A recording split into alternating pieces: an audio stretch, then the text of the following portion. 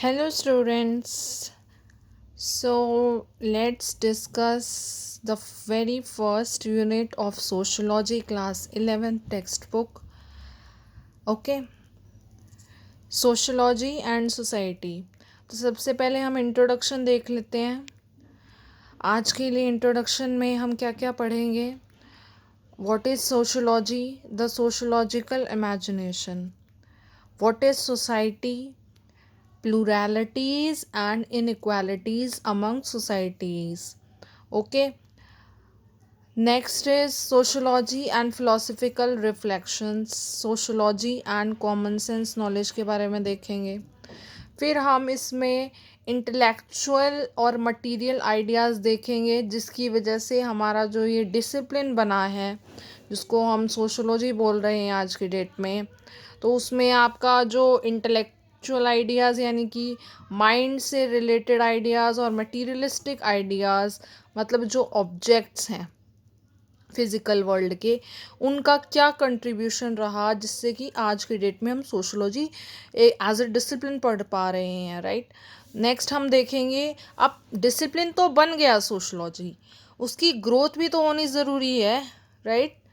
So, after making of sociology, after emergence of sociology, we have to study about the growth of sociology, right? Then we will go with scope of sociology and its relationship with other disciplines. Disciplines का मतलब है यहाँ पे subjects, different subjects जो हम पढ़ते हैं उन्हीं को डिसिप्लिन्स बोला जाता है. यहाँ पे ये वो वाला डिसिप्लिन नहीं है, अनुशासन वाला. Okay, so let's start. अब देखो, इसमें पहला जो टॉपिक है आपका वो है व्हाट इज सोसाइटी. भाई समाज क्या है. हम समाज हम कहते हैं कि ग्रुप ऑफ पीपल या communities as a whole make up our society, so called समाज. But exactly how do we define this term. Exam में हम कैसे लिखेंगे इसको, तो उसके लिए आप प्रॉपर वर्ड्स टर्म्स यूज़ करोगे जैसे कि मैंने की है. Society is the aggregate of people living together in a territorial area. मतलब एग्रीगेट है सोसाइटी किसका, लोगों का जो एक साथ रहते हैं. एग्रीगेट मतलब सम टोटल. ओके, मिला करके किस में रह रहे हैं, कोई जगह भी तो होगी. तो किसी भी एक स्पेसिफिक एरिया पे टेरिटरी पे रह रहे हैं सम अमाउंट ऑफ पीपल, या जिनको हम सम ऑफ पीपल को हम एग्रीगेट बोलते हैं, तो वही आपका सोसाइटी बना देती है. ठीक है. हम अपनी आसपास देखते हैं, बहुत तरीके की सोसाइटीज़ देखते हैं as it plays important role in our lives, right? So decision जो भी इंडिविजुअल्स के होते हैं वो शेप किए जाते हैं और इन्फ्लुएंस किए जाते हैं, यानी कि प्रभावित किए जाते हैं किसके द्वारा, सोसाइटी के द्वारा. तो सोसाइटी एक डिटर्मिनेंट फैक्टर है. राइट. सोसाइटल फैक्टर्स होते हैं, कुछ सोसाइटल नॉर्म्स होते हैं जो हर इंडिविजुअल को फॉलो करने होते हैं. ठीक है. फॉर एग्जांपल अगर हम लें किसी भी एक इंडिविजुअल की बात अगर हम करें, ठीक है, इफ सपोज दिस इंडिविजुअल से वट एवर, कोई भी नाम दे दो आप, ABC कोई भी नाम दे दो. ठीक है. तो इसका एक पर्टिकुलर फैमिली बैकग्राउंड है, यानी कि क्या, ये एक सोसाइटी से आ रहा है, एक पर्टिकुलर सोसाइटी से आ रहा है, उसमें भी एक पर्टिकुलर फैमिली बैकग्राउंड से आ रहा है. राइट. तो अब इसकी एक अच्छी जॉब लगेगी या नहीं लगेगी, उसमें इसका भी तो रोल है. फैमिली बैकग्राउंड का भी रोल है, प्लस और किसका रोल है, सोसाइटी का भी रोल है. तो अब जो फैमिली है, family is the smallest unit of society, कह सकते हैं हम. यस और नो. भाई अगर फैमिली ही नहीं बनेगी तो हमारा सोसाइटी कैसे बनेगी.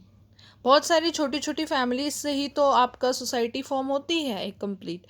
तो यही कहना चाह रहे हैं यहाँ पे कि आपकी जो सोसाइटी के जो फैक्टर्स है, जैसे कि अभी मैंने एक छोटा सा एग्जांपल लिया फैमिली का, इसको हम कह सकते हैं मिनी सोसाइटी. यस और नो. ठीक है. तो मिनी सोसाइटी कह सकते हैं, यानी कि सोसाइटी का एक पार्ट है. ठीक है. तो अगर आपका इकोनॉमिक स्टेटस अच्छा है तो आप obviously you can go with coachings and you will be able to attain a good job in future, right. Gender भी आपका, जैसे कुछ फैमिलीज, जेंडर भी एक फैक्टर है इसमें, आगे हम पढ़ेंगे, अभी मैं बहुत ब्रीफ में बता रही हूँ जेंडर किस तरीके से फैक्टर। जैसे कुछ कुछ सोसाइटीज़ में ऐसे होता है कि गर्ल्स को बाहर, अभी तो बहुत हद तक कम हो गया है, पहले के ज़माने में ये होता था कि लड़कियों को पढ़ाया नहीं जाता था, ठीक है। तो वो उनसे सारा घर का जो हाउस होल्ड वर्क है वो करवाया जाता था, ठीक है। उस टाइम पे ये चीज़ सही मानी जाती थी, अभी तो उतना नहीं है खैर, और लड़कों को पढ़ाया जाता था, ठीक है। तो इसमें क्या, इस केस में क्या हुआ, जेंडर जो है एक फैक्टर बन गया जिसने इन्फ्लुएंस किया सोसाइटी में। जेंडर एक ऐसा फैक्टर, डिटर्मिनेंट फैक्टर बन गया जिससे कि आप ये डिटरमाइन कर पा रहे हो कि वो इंडिविजुअल फ्यूचर में जॉब करेगा या नहीं करेगा, है ना। अब नेक्स्ट देखते हैं। अब व्हाट इज सोशोलॉजी। सोशोलॉजी है क्या। सबसे पहले हम इसका ओरिजिन देख लेते हैं। ये लेटिन वर्ड सोशस से मिलके बना है, या कह सकते हैं यहाँ से डिराइव हुआ है, या आप अपने आंसर्स में लिखेंगे जब आप 11th क्लास का जो है आंसर शीट में लिखेंगे, तो सबसे पहले आप यही लिखेंगे कि ये सोशोलॉजी जो टर्म है ये लेटिन वर्ड सोशियस से निकली है, जिसका मीनिंग, जिसका अर्थ है कंपेनियन या फिर सोसाइटी, ठीक है। ये लिटरल मीनिंग की बात हो रही है, ये आपको याद ही करना पड़ेगा।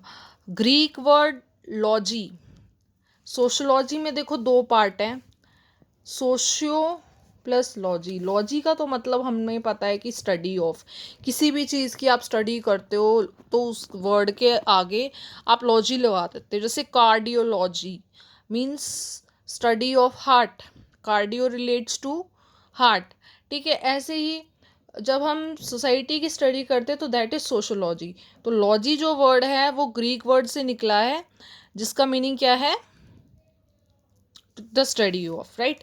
तो सोशोलॉजी का मतलब क्या हुआ, स्टडी ऑफ सोसाइटी। अब सबसे पहले ये जो टर्म है ये आपका कॉइन की थी इमैनुअल जोसेफ सेयर्स ने 1780 के अंदर। ये आपको एक फैक्ट है, याद करना पड़ेगा, ठीक है।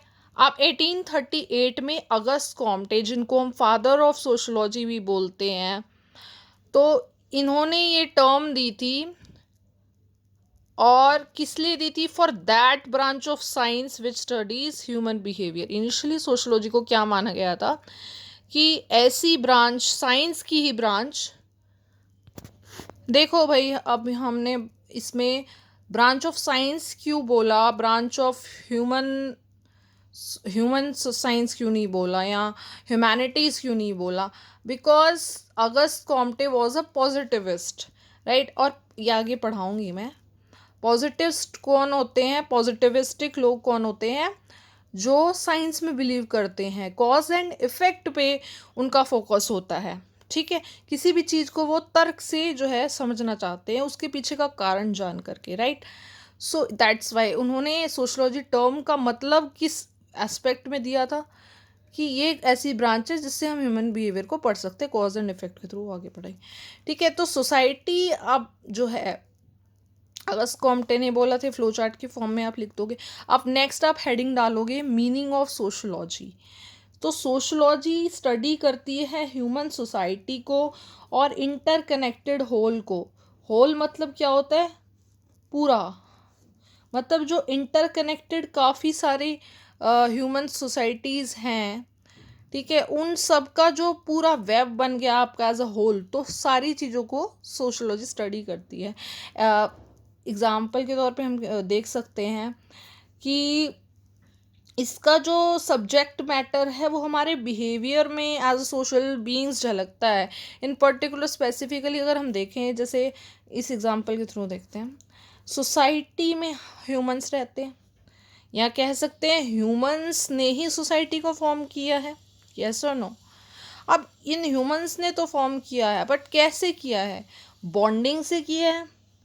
अगर आपकी बॉन्डिंग ही नहीं होगी तो how will you create family and how will you create society as a whole.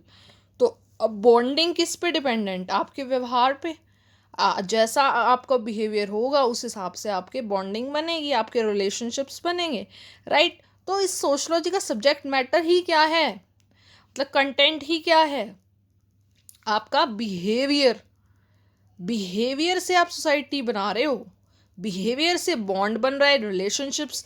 Bond मतलब यहाँ पे कहने का मतलब है रिलेशनशिप्स, जैसे फैमिली में देखते हो आप सभी, ठीक है, माता पिता भाई बहन, राइट।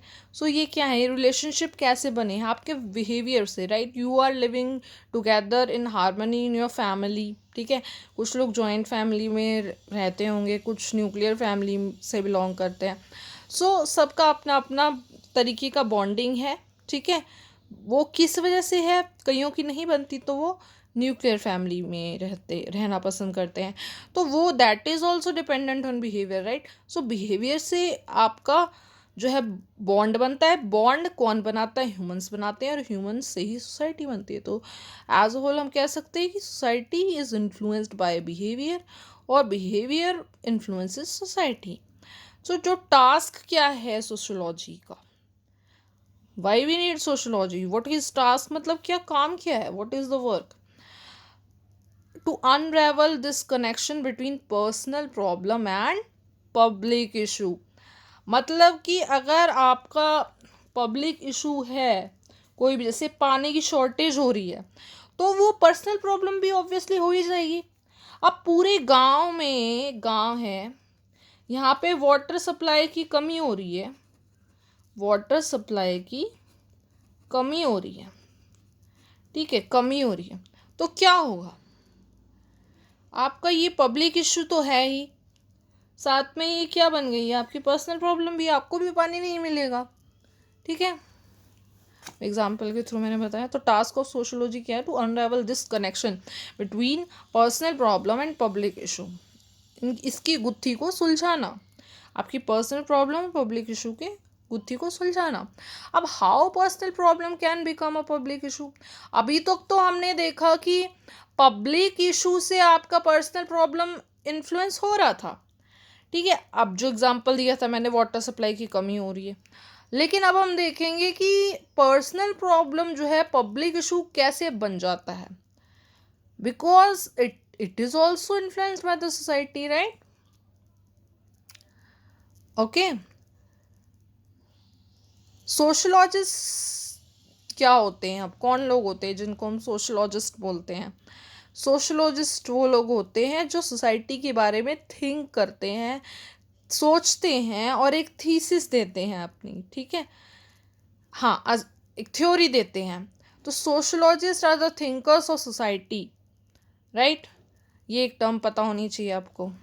जो सोशोलॉजी की स्टडी करते हैं उनको सोशोलॉजिस्ट कह सकते हो, या फिर जो सोसाइटी के बारे में सोच के कुछ अपना थ्योरी देते हैं, जिनको हम पढ़ेंगे भी आगे वाले आने वाले चैप्टर्स में, ठीक है। तो the sociological imagination next topic है इसी में, ठीक है। इसमें हम क्या पढ़ेंगे, डीप एनालिसिस करेंगे सोसाइटी का। देखो, एनालिसिस वर्ड का मतलब क्या होता है कि हम किसी भी चीज़ को ना तोड़ के पढ़ते हैं, मतलब पार्ट्स में। अगर जैसे ये है कोई चीज़, तो इसमें कुछ कुछ कंटेंट लिखा हुआ है, तो उसको हम जो है ना पार्ट्स में डिवाइड करके तोड़ के पढ़ेंगे। इज इट विजिबल, हाँ, ओके। सो उसको हम पार्ट्स में डिवाइड करके पढ़ेंगे, फिर उसको बोलेंगे कि हमने एनालिसिस कर लिया है इस पूरी चीज़ का, ठीक है। तो सोशोलॉजिकल इमेजिनेशन का मतलब क्या होता है कि हम सोसाइटी का डीप एनालिसिस कर रहे हैं, उसको पार्ट्स में डिवाइड करके स्टडी कर रहे हैं, माइंड इमेजिन कर रहे हैं। जैसे इसके बारे में सी राइट मिल्स ने बोला है कि पब्लिक और पर्सनल दोनों क्या होती हैं, रिलेटेड हैं आपस में। अगर वो पर्सनल प्रॉब्लम है तो पब्लिक इशू ऑटोमेटिकली बन जाएगी। सोशोलॉजिकल इमेजिनेशन इनेबल करती है हमारे को। अगर हम सोशोलॉजिकली उस चीज़ को इमेजिन नहीं करेंगे, ठीक है, सोशोलॉजिकल टर्म्स में, तो हमें हिस्ट्री का भी नहीं पता लगेगा। अब हिस्ट्री और biography and the relation between the two with in the society, मतलब कि जितना भी हम पास्ट डिस्कवर कर पाए हैं अभी तक, वो हम सोशोलॉजी के ज़रिए ही कर पाए हैं, क्योंकि सोशोलॉजी में ऐसे मेथड्स होते, रिसर्च मेथड्स के नाम से अब टॉपिक है उसमें, जैसे एक उनमें से है हर्म्यूनिस्टिक्स बोलते हैं उसको हम। उसमें हम क्या करते हैं, जितने भी टेक्स्ट वगैरह होते हैं उनको इंटरप्रेट करते हैं, ठीक है, अपने नज़रिए से। तो सबके व्यू पॉइंट अलग अलग हो सकते हैं, तो ये भी एक मेथड है, ठीक है। तो इस तरीके के क्वालिटेटिव और क्वांटिटेटिव दोनों तरीके के आपके मेथड्स आते हैं, जिसके ज़रिए हम पास्ट का पता लगाते हैं या कोई भी कंटेम्प्रेरी इशू है उसका भी पता लगाते हैं। तो ये किसके ज़रिए पॉसिबल हुआ, सोशोलॉजिकल इमेजिनेशन के ज़रिए, कि हमने डीप एनालिसिस किया भाई सोसाइटी का, चाहे वो प्रिमिटिव सोसाइटी रही है, चाहे वो कंटेम्प्रेरी मतलब आज की जो सोसाइटी है, मॉडर्न सोसाइटी कह सकते हो, प्रेजेंट टाइम। और प्रिमिटिव का मतलब है पुरानी, एंशियंट टाइम की जो सोसाइटीज़ होती थी उनको हम प्रिमिटिव सोसाइटी बोलते हैं, ठीक है। तो जो फैक्ट्स हैं, तथ्य हैं कंटेम्प्रेरी हिस्ट्री के, आज जो हम हिस्ट्री पढ़ रहे हैं, तो वो भी क्या हैं, फैक्ट्स ही हैं। किसके बारे में, या तो सक्सेस के बारे में या तो फेल्योर के बारे में of individual man and women, कि कौन से राजा ने किससे लड़ाई की, कौन जीता, तो उनकी हार जीत का ही तो उसमें सारा है डिटेल्स, राइट। और भी कई चीज़ें हैं, ठीक है। तो अब एग्ज़ाम्पल के तौर पे मैंने इसमें थोड़ा समझाया है, ये आप देख लेना। जैसे पहले के टाइम की जो सोसाइटीज़ होती थी वो होती थी एग्रीकल्चर बेस्ड, इसलिए हम उसको बोलते हैं एग्रेरियन सोसाइटीज़, ठीक है। लेकिन आज के मॉडर्न टाइम्स में क्या हो गई है, इंडस्ट्रियलाइजेशन आ गई है, तो अब इंडस्ट्रियलाइज्ड सोसाइटीज़ हैं। पहले के टाइम पे जो वर्कर्स होते थे वो फार्मर्स होते थे, ठीक है। फिर फ्यूडल लॉर्ड्स का कंसेप्ट आया, और आज क्या है, आज बिजनेसमैन है ज़्यादातर, राइट।